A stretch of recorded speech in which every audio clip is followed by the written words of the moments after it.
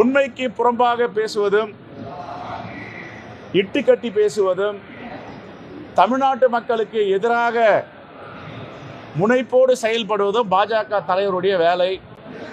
ஆனால் செவாலியர் சிவாஜி விருதை சிவாஜி கணேசனுக்கு கொடுத்தாங்க. செவாலியர் விருது இங்கே பாஜக தலைவர்கள் தான் கொடுக்கணும். இங்கே ஒரு பேச்சு, அங்கே ஒரு பேச்சு, அதுக்கப்புறம் பேச்சுக்களை திரும்ப பெறுவது.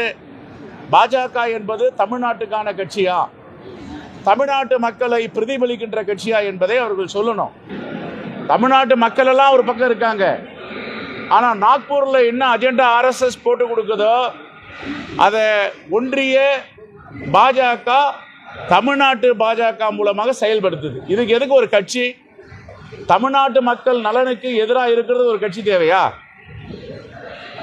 மும்மொழி கொள்கையை எங்க மேல திணிக்காதீங்கன்னு சொல்றோம். எங்க பிள்ளைகளுக்கு என்ன வேணுமோ அதை அவங்க படிப்பாங்க.